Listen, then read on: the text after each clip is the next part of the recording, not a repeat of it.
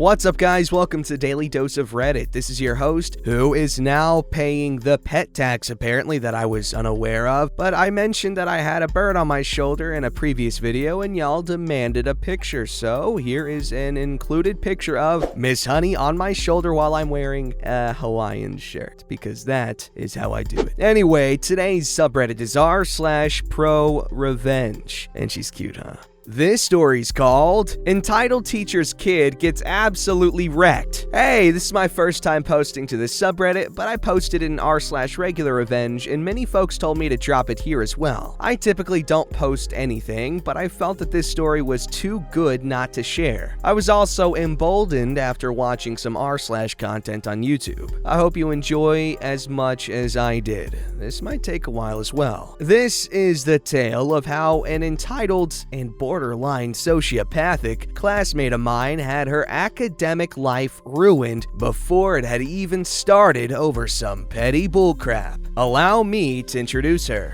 I'll call her Karen Jr. Karen Jr. was a pretty decent student who made equally decent grades. Certainly nothing to scoff at. However, she didn't take any particularly hard classes, and it seemed as if she was merely skating by in high school, waiting for the greater things in life. She was also a mythic mean person. She had money and often flaunted it. She looked down on kids who didn't have as much as she did and was a classic case of spoiled butthole syndrome. She also had a habit of sending her mom on anyone who dared to rub her the wrong way. Let's talk about her. Her mom worked at the school as a math teacher and was very chummy with most of the other teachers, as well as the administration of both the school and the local county board. She was also a butthole. She would intentionally fail high-achieving students who might make her precious daughter look worse in the long run. We'll call this teacher Karen. As for myself, I was a senior in high school at the time of all this, class of 2019. I am currently a college sophomore.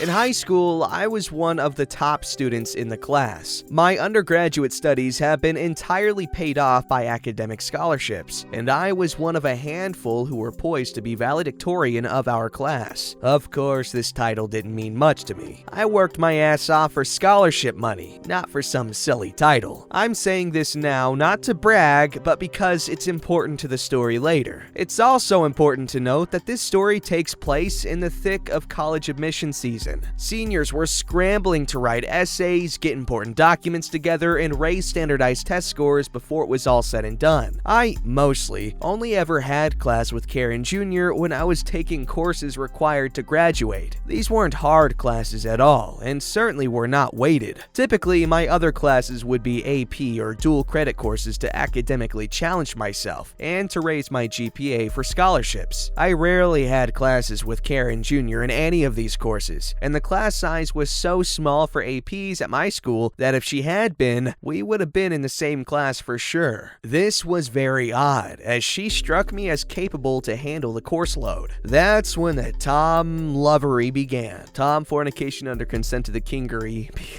You see, Karen Jr., like many other folks at this time, had also been trying to raise her test scores for college admissions. She claimed that she had anxiety, and as a result, she got some special accommodations whenever it was time to take tests, both for classes and standardized. However, she was notoriously extroverted in class discussions and never struck me as the nervous type. I have dealt with generalized anxiety disorder for years, and I wasn't buying it. I also didn't want to use this as a cop-out to get special privileges, but if that's what the psychologist note said, I didn't have an issue with it. For regular class tests, this meant that she got to leave the room and take her test somewhere else. She typically went to the library, where she could take it in a more isolated setting. There was a rare situation where we did share a class, AP US Government. The teacher was also great friends with Karen. At my high school, it was known as one of the easier AP classes due to the heavy focus on vocabulary and the lack of challenging concepts. We had tests in there on a 2-week basis after covering the material in the textbook. I would study my ass off for each and every test, and I always ended up with low A's. This was fine in my book, since the other assignments would keep my grade above the 95 mark. mark. As per usual, Karen Jr. would leave class every 2 weeks to take the test. That was all well and good until she got a 100% on every single test. She's a capable student, but she's certainly no genius. She would also flaunt to her friends how she never studies for any of her tests because she just gets it. This continued for the first little bit of the course, until one test day, the library was closed down after some water damage had been uncovered after a pretty bad storm. She couldn't take the test in the library as usual and had to take it with the rest of us. She seemed hesitant, but the teacher insisted that there was nowhere else suitable in the school for test taking, and so she took the test and gloriously bombed it. I don't know exactly what she got, but she had gotten all blubbery and teary-eyed as soon as she saw her grade. She claimed that it had been misread by the Scantron and insisted that it was rescored. She got the same score. I assumed that it was due to her anxiety, and I felt bad for her. That sympathy went away in an instant when, during class, she whispered to one of her friends that she'd always go to her mom's classroom instead of the library to take her tests. I always had a skill for eavesdropping, since I was a relatively unassuming person who didn't say much in class. I didn't know what this meant for sure, but I assume her mom, Karen, had looked up the answers for it. That explained immediately why she had gotten perfect scores on the previous tests and why she had bombed this one. However, her blatant cheating didn't affect me one bit, so I turned a blind eye and kept doing my own thing. Then, the situation escalated a slight bit. See, her anxiety also allowed her some special privileges for taking standardized college placement exams, like the ACT and SAT. One of my friends had a sister who genuinely had a learning disability and absolutely needed the extra time. She was incredibly sweet. We'll call the sister Destiny. Destiny explained to me that when you present to the ACT testing facility with accommodations, you had two options. You could either take each of the 4 ACT sections, 5 sections if you took it with writing, on separate days under normal time constraints, or take all of the sections on the same day with double the time on each section. Destiny also explained that all test takers with accommodations took the exam on the same day, different than normal test takers, so that they could ensure that each student's needs could be met. Destiny mentioned how Karen Jr. got a special room to take her tests in, not unlike her regular tests. That's all well and good, she thought, except when Destiny finished her exams, she noticed that Karen Jr. hadn't finished with the rest of the students. She assumed this meant that Karen Jr. had opted for the extended time option, until, on Karen Jr.'s social media, she posted about how she was ready for day 2 of ACT testing. Sure enough, she had taken it over the course of several days. All of this meant that somehow Karen Jr. had taken the ACT with both accommodation options. I wasn't sure how something like this would have even been possible. Karen Jr. got a spectacular score on her exam, something like a 32 or 33. Again, this didn't particularly bother me. Her test scores didn't affect me one bit. I decided to take the information with a laugh and move on with my life. This is when crap went from annoying to personal. You see, several students, including myself, were in the running to be our class's valedictorian. I didn't care too much since the distinction wouldn't have gotten me any extra money from the college I was planning on attending. It was quite a shock to learn that Karen Jr., beyond a shadow of a doubt, was going to be our valedictorian for that year. To me, and many others, this seemed impossible. She hadn't taken nearly as many weighted classes as a lot of us, and was a good student at best. Also, Karen Jr.'s best friend was lined up to be salutatorian, second in class rank. She was also a pretty mediocre student. So, how did they both manage to get a higher GPA than us? We had been taking AP since freshman year. The answer came to me as I was eating lunch one day. One of my friends, we'll call him Aaron, had been making up a calculus test in Karen Jr.'s mom, room. While he was there, he had overheard some seriously juicy information. Karen was looking at the student transcripts of high-ranking students, including myself, and had arranged for Karen Jr.'s schedule to inflate her GPA so much that it passed my own and the GPA of other hardworking students. This included taking some online classes from a local college, which I was never permitted to take. This is because the classes were so specific that the credits didn't transfer. We're talking about a college class about proper walking and exercising technique here. Easy crap. What's more concerning is that these student transcripts contained very sensitive information that included, but was not limited to, last 4 digits of social security, home addresses, phone numbers, medical history, approved medication, and academic records of all kinds. Why they'd openly whisper about this stuff with another student in the room is beyond me. I didn't want to take this information at face value, so I looked up the list of faculty that had permission to access student transcript information in the first place. Only a handful of teachers could do this. Wouldn't you believe that Karen's name was most certainly on the list? I also ran the numbers myself. It was totally possible to arrange a schedule of bullcrap classes that would exceed everyone else's GPA. The same had been done to Karen Jr.'s best friend's schedule, just not to the same extent. I was livid. That was my personal information, which, if leaked, could cause some serious privacy issues. Part of my social security number was on there, for Christ's sake. So I decided that I wasn't gonna take this lying down anymore.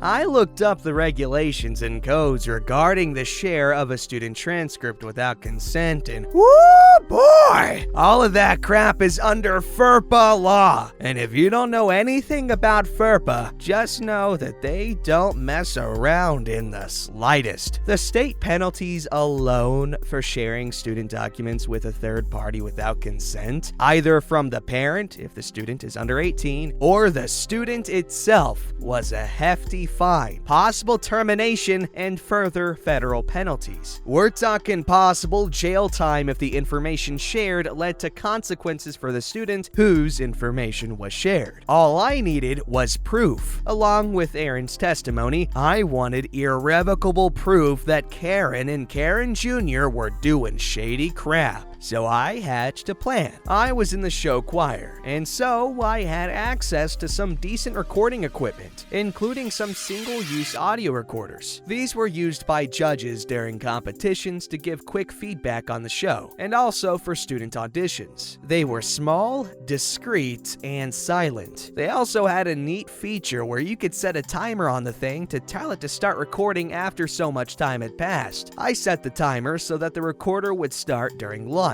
Before school one day, I went up to Karen's room to glance briefly to see if she was in there. She was not, and her room was not locked. Her classroom was on the 2nd floor, so the stairwell door downstairs alone was locked at night. However, they unlock these doors before school so that the janitors can do some spot cleaning before normal class hours. I taped one of these recorders under her chair, set a timer for around lunchtime and her planning period, they were back to back, and waited. I went back at the end of the day, I had choir practice, and retrieved the recorder before the downstairs doors were locked. They left them unlocked for extracurricular activities because freshman and sophomore lockers were upstairs. I got home and began playing the tape. Bingo. I had my irrefutable evidence. It was all there. Conversations about Karen viewing student transcripts and disclosing that information with a third party, Karen Jr. Now I had another problem. You see,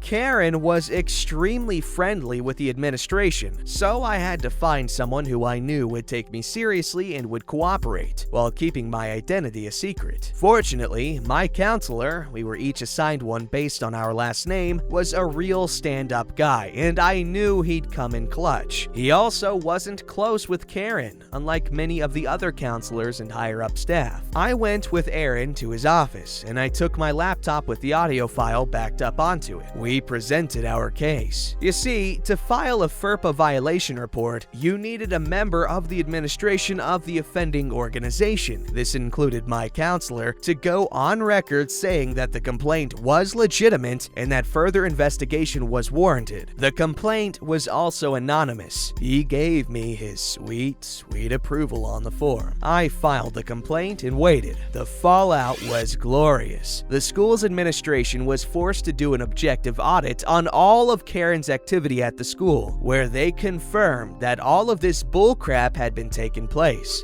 Karen Jr.'s valedictorian status and her friend's salutatorian status were sacked, and some other, more deserving kid was presented with the honor. I myself was awarded salutatorian, although this didn't matter to me too much. The school was fined by FERPA for breach of policy, and Karen might get fired. I never found out. I was graduated before all of that took place. In retrospect, she probably wasn't fired over this because she knew folks on the county school board, but it's fun to dream. But it doesn't end there. During the audit, they also found evidence that Karen Jr. had been coming to her mom's room during regular tests and copying down answers from the internet, and she faced severe disciplinary action for that. That certainly wouldn't look good on her record. We're talking in-school suspension due to multiple documented violations. The icing on the cake was when they discovered the screwery regarding her ACT accommodations. Turns out, her mom had been pulling the string behind the scenes to get her accommodations for that anxiety we talked about earlier. The ACT company takes cheating very seriously, and so they voided her pristine standardized testing score, which had landed her a full scholarship to her university of choice. The same ended up happening with some of her SAT and AP scores as well, for reasons that I never personally discovered. Karen Jr. lost all of her scholarship money from the university and ended up attending an in-state college, which took the few scores that were not voided, and also weren't fraudulent. Those scores probably weren't near as good as her voided ones. All of this news was absolutely buzzing around the school, and Karen Jr. was disgraced. I did my part in my graduation ceremony a few months later, and all was well. I never intended it to go so far, but I don't feel bad one bit. Revenge is sweet, and best served by FERPA. Thanks for reading. That's a really good story and absolutely terrifying. As great as teachers are, they are not immune to corruption. And teachers are great, possibly the best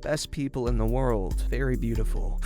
I'm playing around. But, yeah, anybody can be bad, and always keep a lookout. However, I am a naive individual and have, I guess, potentially dangerous tendency to trust those in charge, because, I mean, they're in charge for a reason, right? And to answer that question, Zach, yes, they are in charge for a reason, and that's because the people that put them in charge are pretty stupid, right? Am I on the right track here to make sure that I'm not some shill under control by those in charge? One might say Big Brother, even.